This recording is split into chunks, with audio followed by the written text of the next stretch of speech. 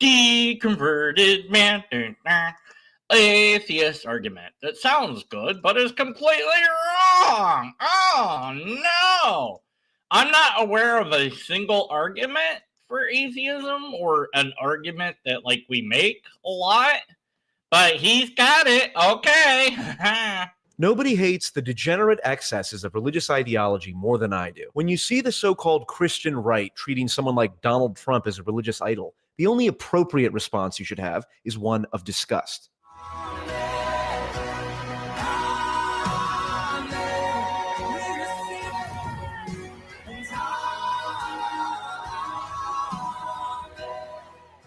When it comes to the I'm so glad that nobody on the left worships any person or ideology in a similar way. What? Oh, people do? Oh, okay.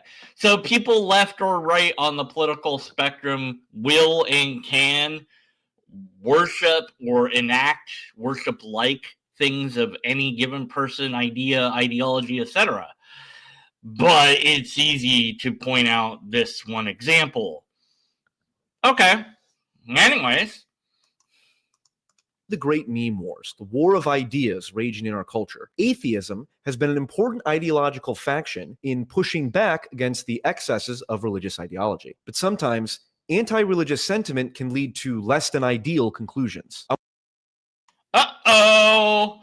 Warning! Warning! Warning! Uh-oh! Red alert! Oh, no! This is an appeal to consequence! Hey! Oh, be careful! Careful! That might lead to bad consequences. Uh-oh! Better be careful! Just be careful. Yeah, what you're doing. I like what you're doing, but be careful. Could lead to bad consequences. Anything you do could lead to bad consequences. Or good consequences. You don't know. Have you run the test to find out? Come on. It's an appeal to consequence. All right. All right. I want to take this opportunity to inject some key applied sociological concepts into your psyche by deconstructing a popular atheist argument that I see repeated quite often, most commonly from the comedian Ricky Gervais.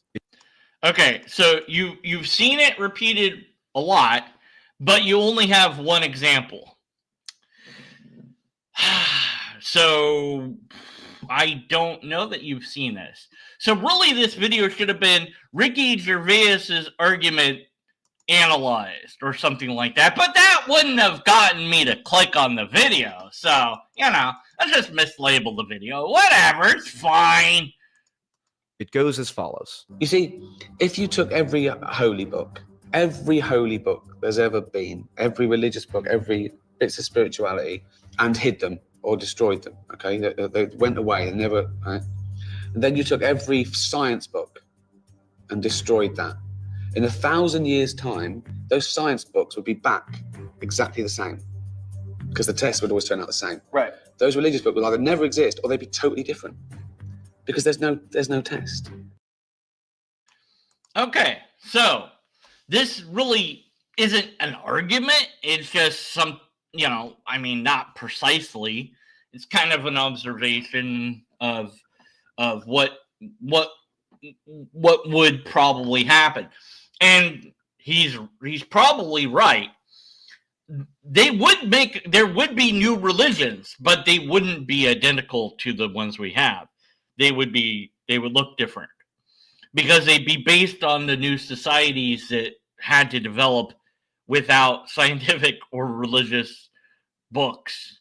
And again, you'd have to wipe people's memory of those things, and you're resetting the world in a way. But yeah, you'd have new ideas, new religions. And there might be some similarities, but they wouldn't be identical. That's for sure. There is no test. That is true.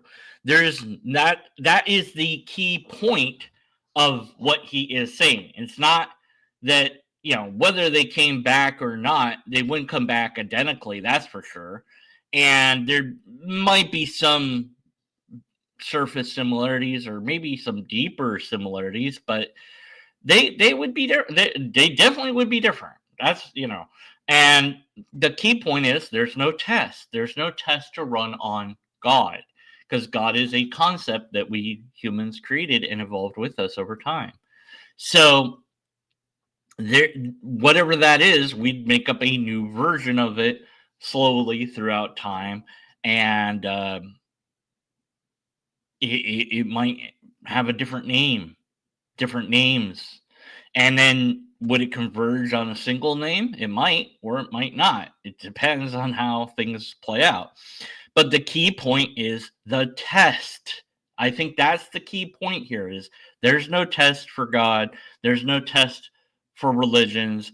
These things are said to be true without any proof to show that they're true. Whereas science is all about the tests. It's all about the repeatability. It's all about the observation of the real world. Religion acts by fiat. It is true because the authority said it was true, not because you could observe it. So that's the key point in Ricky's statements here, and he's going to go ahead and miss that. So the critical thing you need to pay attention to when it comes to religious belief systems is not the degree to which they vary, which obviously they do. What's far more interesting and consequential from an applied sociological perspective is the fact that religious belief systems held by completely different people separated by time and geography all converge on a very similar underlying pattern. This is what is known as convergent memetic evolution. yeah, they converge on some kind of like a very surface level, maybe.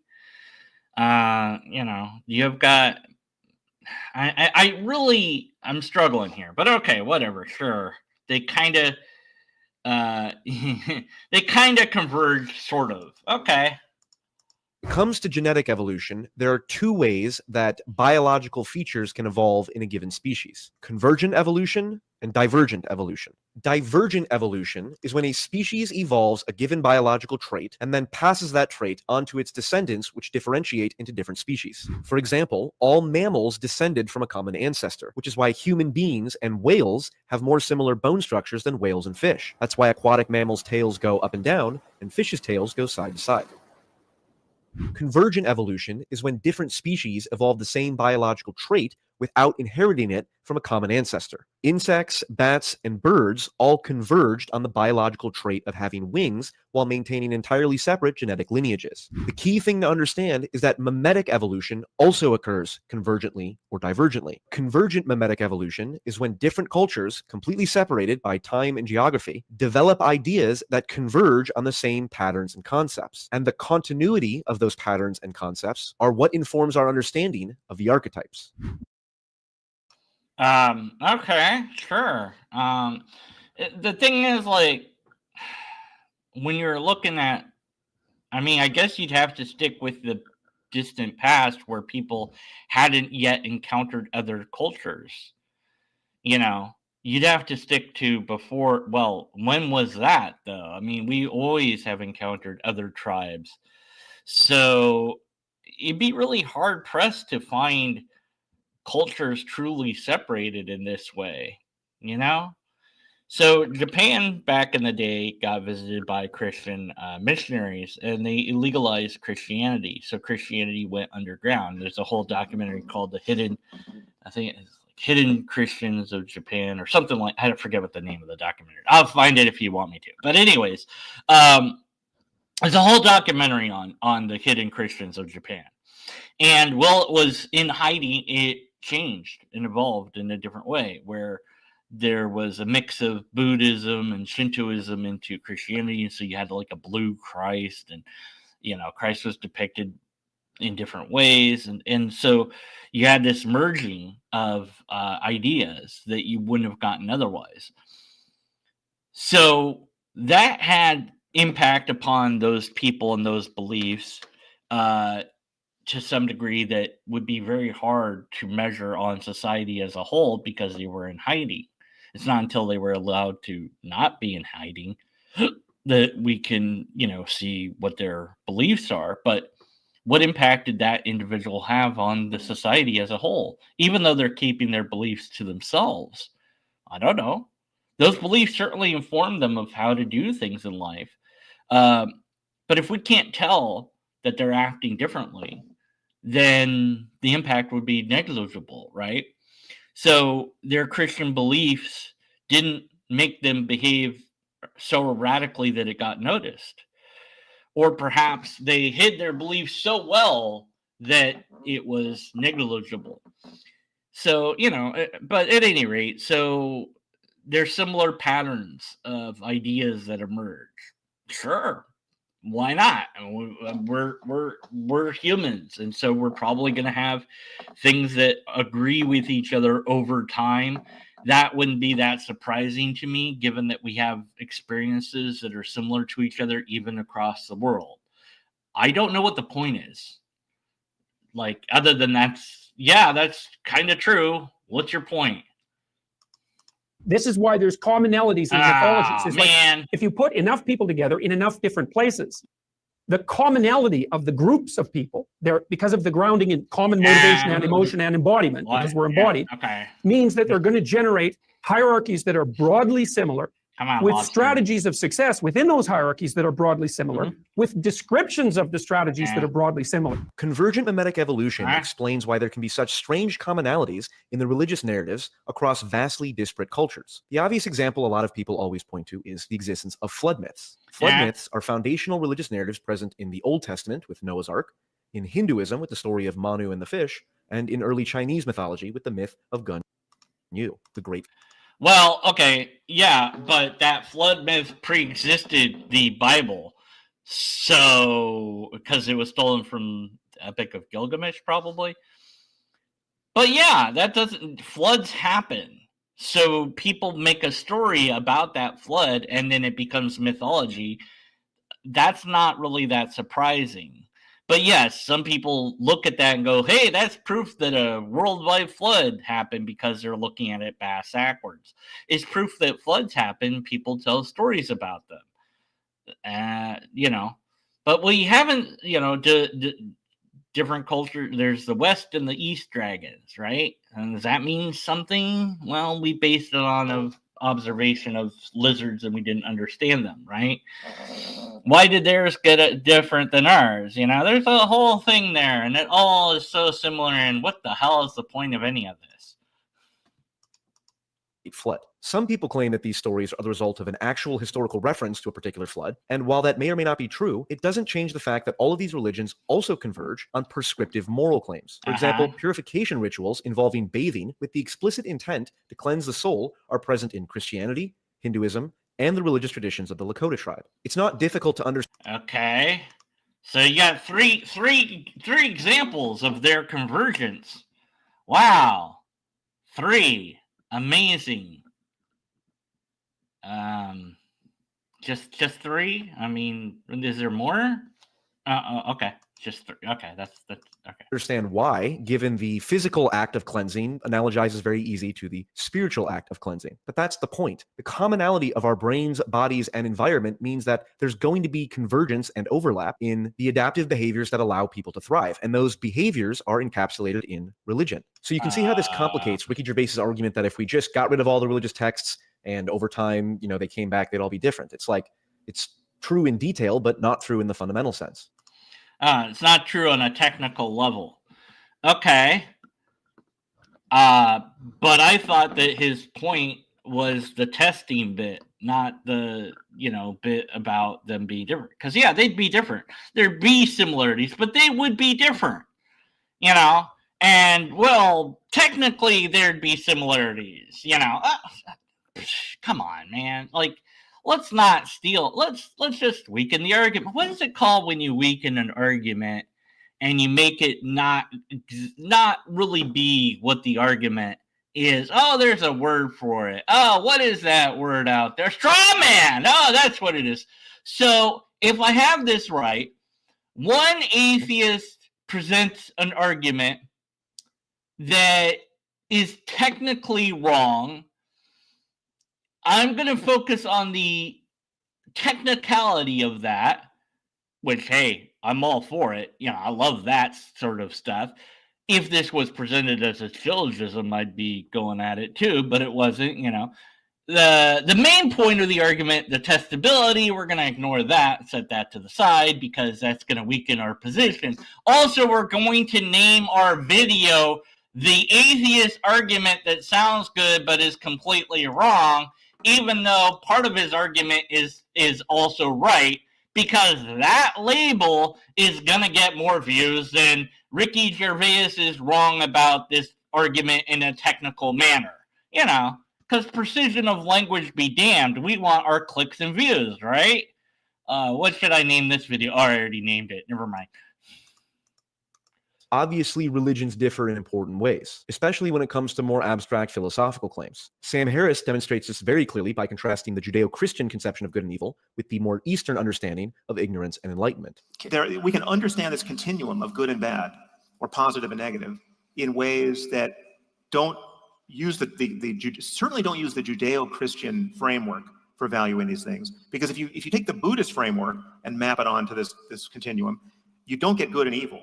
You get essentially wisdom and ignorance. Evil is ignorance of all the well-being you and others would experience if you behaved another way.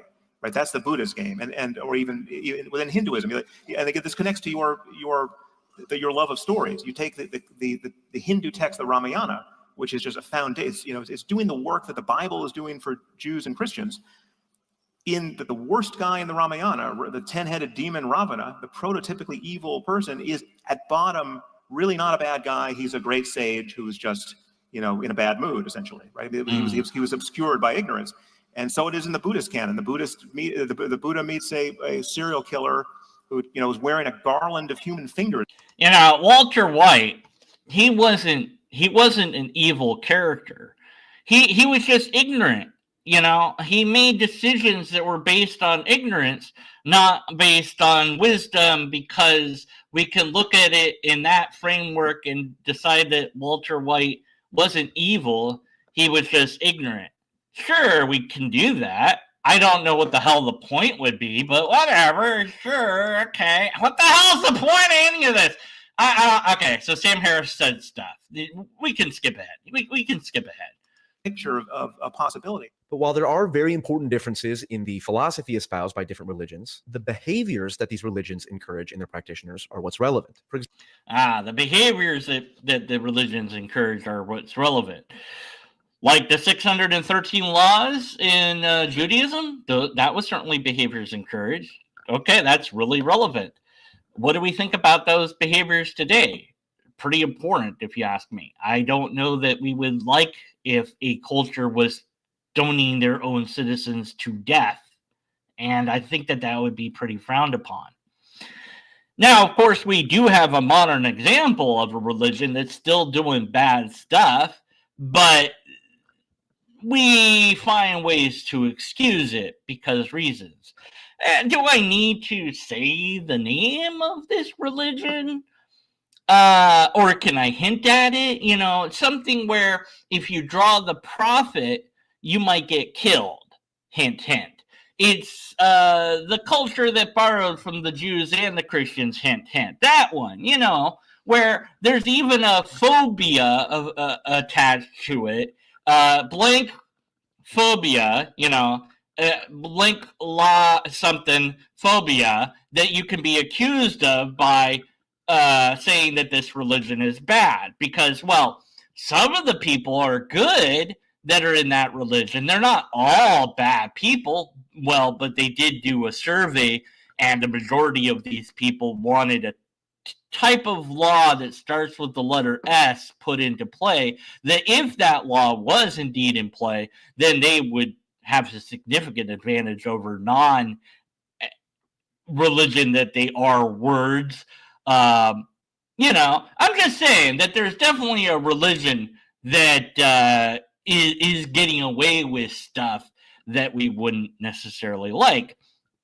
And as you all know, I hate politics with a burning passion. I would never talk about politics other than that one time that I did and regretted it. But other than that, and the other time that I've also done that and regretted it. So hopefully this won't be a time that I regret talking about. But this particular religious group, seeming to have not won the war by force, is trying to do it perhaps by political methodology, where they get certain people elected and they take over regions and towns and cities by vote and putting in their own people in charge. And we can see this happening in certain places in the world. But, nothing to worry about there. I'm sure it'll be fine. I'm not going to talk about any of that.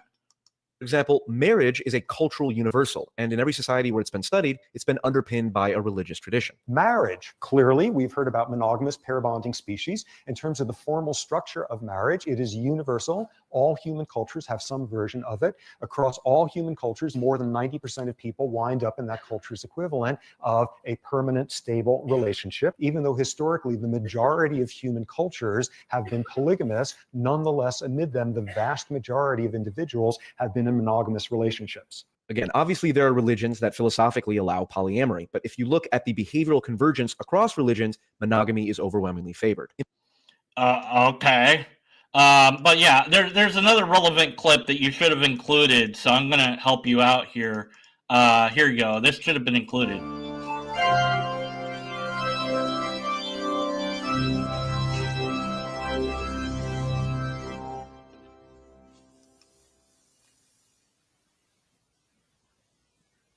Marriage. There you go. That should have been in your clips, but I fixed it for you. You're welcome. You're thank you. Okay, you're welcome. I don't know why I'm saying thank you. Anyways.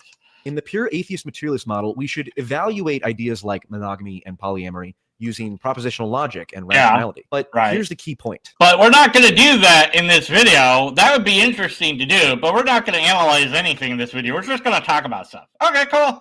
That's fine.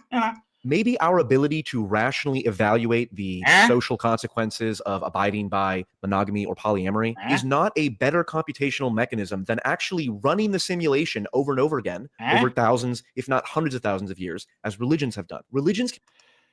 Yeah, I mean, we've tried it in the past and we saw what worked and didn't work. So yeah, I mean, the experiments have been done. So we don't need to do that. But we could do that using computer simulations. There's this whole channel with this guy. He's got little blob figures and they do different simulations and stuff. So we could certainly run it in a simulation and speed up the whole process and see which works best, is polygamy or monogamy, and different ideas of marriage, and see which ones work best. But what work best means is, of course, something we're going to have to decide arbitrarily. What do we mean by work best? Produces the outcome X, whatever that is. Or maybe we don't even know what outcome we're looking for. We're just seeing what happens if you run the simulation that way. So, yeah. Okay. But we can use rationality and inquiry and do so without relying on we have already done the experiments via religion.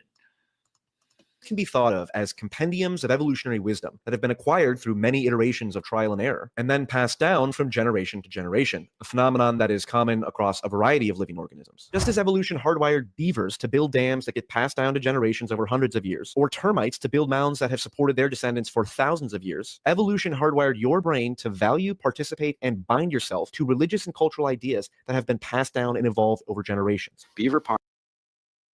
Or the religions were built to tap into the things that our brains do and hijack them. See, you're looking at it from a positive spin, whereas I look at it from a negative spin because I'm a jaded skeptic. So maybe the religious people are somewhat smart and we're like, hey, what do people really want? Well, they want to keep existing. They don't like dying. All right, that's one thing. What else do they like? Well, they like being told what to do, kind of, but they need to kind of be scared into it. They like order. So maybe the religions hijacked our evolution, not the other way around. Ponds are created by beavers to facilitate their own ecology, and they are passed down to next generation beavers, right? This piece of ecology is handed down, sometimes over the course of decades or even 100 years. These ponds, these alterations of the landscape, are handed down as an inheritance to future generations of beavers. And And that to me looks very much like a lineage handing down a belief system that results in it being ecologically effective. So instead of viewing religion as a mind virus, it should be understood as an adaptive feature of evolution. Of course, the question remains, which religions are better than others? And because I talk about Israel enough on this channel, I'll save that for a different video. Just kidding. Here's Brett Weinstein explaining why the Old Testament and the Quran are actually inferior moral guides to the Christian New Testament. We are caught in a tension between these two modes of collaboration. You've got the ancient mode, which involves lineage against lineage violence, in which, you can find this in the Old Testament. You can find it in the Quran, right? It's written in there, the rules of war and combat and how you are to view the enemy. They're outgroup, and you are to view them that way. And, effectively, they are treated as other. Or you can have a collaborative modality, and you see these two threads competing, in my opinion, inside the state of Israel. So really you're saying it's Old Testament versus New Testament. I am. Because the New Testament is universalist. And Jesus says this again and again, I'm here for everybody. It doesn't matter what your bloodline is. I'm here for everybody. Anyway, until next time, good luck and Godspeed.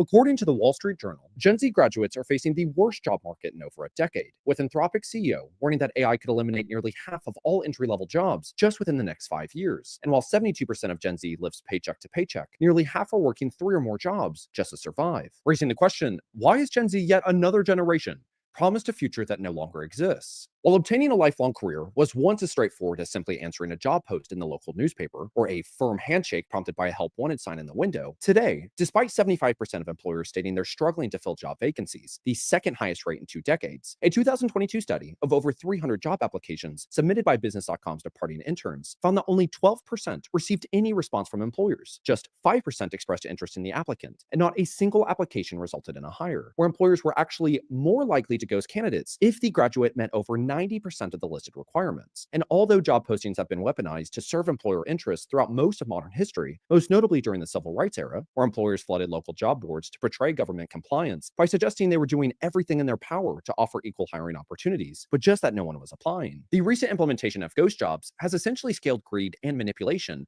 into a fully normalized and institutionally accepted hiring practice. Where in a recent survey by My Perfect Resume, 81% of recruiters admitted their organization had posted fake job listings, with 21% acknowledging that half their listings had no intention of resulting in a hire. And while some ghost jobs are simply the result of outdated, forgotten postings, many are deliberately created as a strategic tool to generate billions of dollars in hidden profits. Where journalist Bob Sullivan notes that every week, data from 75% of Fortune 500 companies, 85% of the federal workforce, and countless institutions flows into these databases, tracking everything from social security numbers. Oops. Okay, sorry about that, everyone. You're probably confused. What the hell happened there, Deconverted Man? Deconverted Man had an emergency of sorts. Don't worry, everything's fine. This happens during live streams sometimes. Things come up that are unexpected, and I was going to play that clip for a little bit and then come back and complain about it. But something came up, and I had to deal with it immediately. And so you got whatever YouTube decided to play after that video. And okay, well, no way to save that. I mean, the best I could do would be to redo the whole stream, right? And just complain about everything from the start.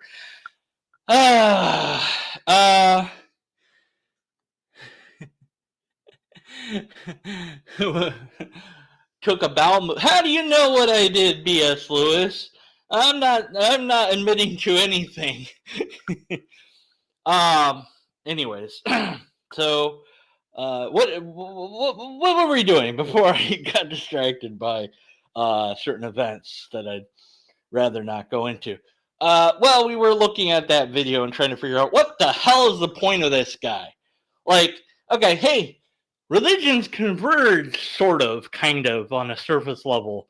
And maybe our morals came from that sort of, kind of, because religions are built and then we evolve, or they evolve and then they were built, and then that means the atheist argument here is wrong because it wasn't as nuanced as my argument that says, well, we would still have religions that would have a lot of commonalities even after a great reset like Gervais talked about. We're going to ignore the fact that he mentioned the test and all that because that's going to really ruin our narrative. And the conclusion is what? What was the conclusion? What was the point? Like, okay, and like there's similarities in religions. Yeah, there's similarities and stuff. Okay, and well, we don't need to run the simulation of what happens in different types of marriages because we've already done that in religion. Well, we could still do that simulation, and we don't know what we would learn by doing so. So why wouldn't we? We can do it in computer modeling. So why wouldn't we? I'm not a computer expert. I don't know how to do that, but somebody could set it up and do it. Nerdy wrote it. That's your job. Go do it. No, he doesn't. He doesn't do that sort of thing. But so what was the point of any of that? Like, usually there's some point of like, hey, atheist argument's wrong, therefore God, or atheist argument's wrong, therefore religion is cool, or like religion is useful at some level. And there's certain bad religions and there's some good religions.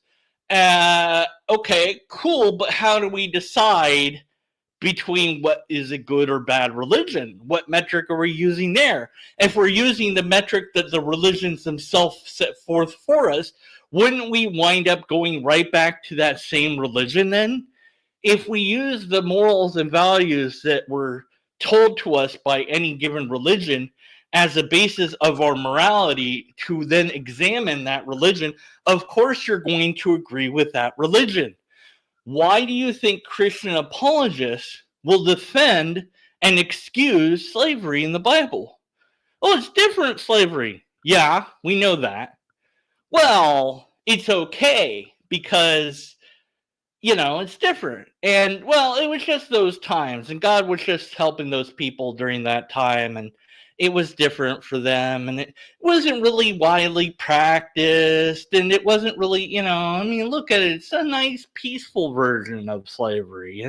And they'll make all these excuses. Why?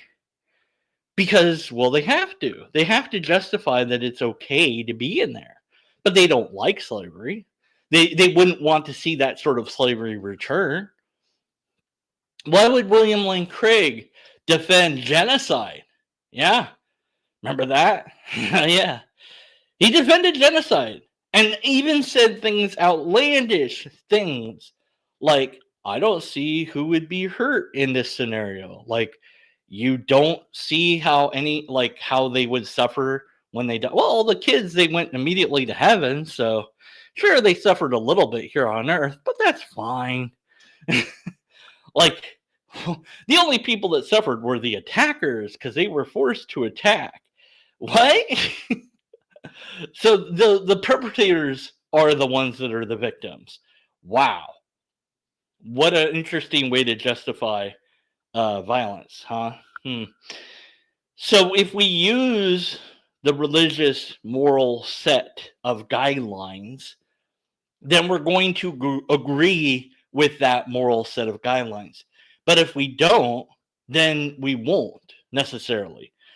So how do we examine religions to find out which ones are good or bad? And isn't that a conversation worth having rather than just say, here's one atheist argument that I didn't like? As a talking point to bring up maybe in a broader discussion, like, here's an example of an argument that I want to talk about, and it's technically wrong on this level. But then again, that wouldn't get people to click and watch the video, right? So, So we have to get people to watch the video, so then we have to kind of lie to people. But do we, though? Remember, I said my label is he sounds good, but he's completely wrong as a poke, as a joke, right? But is that wrong to label my video that way? Probably is at some level. So how do I know that it's wrong, though? Because I care about the truth. Well, why? Well, because I think the truth is valuable, because it's what is real. But I think it's funny and silly, so now I'm making excuses why I'm allowed to label my video in a silly way. I don't know. You tell me. I have to get feedback from people to tell me, you went off kilter here, you went too far, or whatever, because I can't just rely on my own self. I need some way to test these ideas, because the whole point of morals and ideas and ethics and all that is that we can test them. And the number one thing that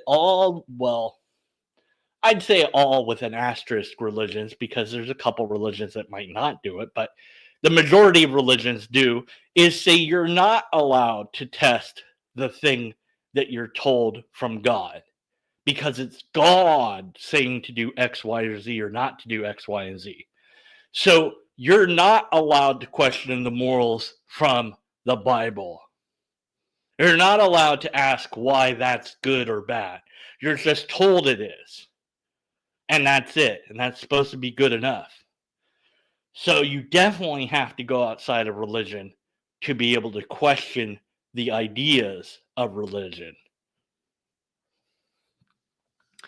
All right. Well, anyways,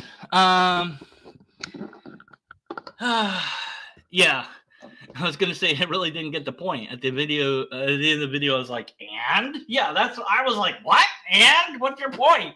What was the next video playing? I'm gonna have to go back and check on that." All right, guys, girls, robots, etc.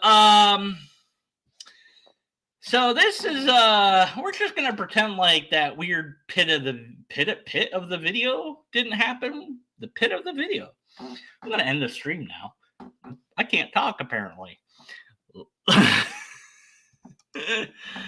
They always use Rector Joyce like he's making arguments where he's really presenting a thought experiment or something.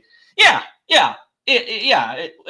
And I think somebody else had this idea. I think Richard Dawkins said it first or something like this. But, again, this isn't like an atheist argument. It's just like an observation or a thought experiment or whatever. And the key point is the test. There's no test to show us what God is or isn't, because God is untestable, apparently. And that's pretty consistent across, all religions, I think. Yeah. Maybe the ones where the person is claiming to be God, but then, how could you test them? If somebody's saying that they're God and you go, well, I'm going to poke you and it's going to hurt. Like, yes, of course it is, because I'm in the human form right now. I have to behave and do a miracle. I don't feel like it right now. How dare you test me? I'm above you. So you wouldn't, you could never test it, and that's a problem. Anyways, and yeah, that's it. That's all I got. And let me know what I missed. Where was I raptured? Yes. Now look, whether or not that happened, we're not gonna confirm or deny this.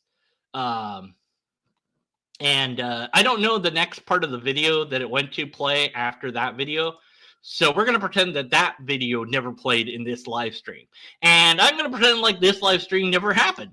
And I don't have a conclusion. And all of this was weird. Yeah, is he completely wrong, though? Well, on a technical level. I guess. I don't know what his point was. Let me know in the comments below.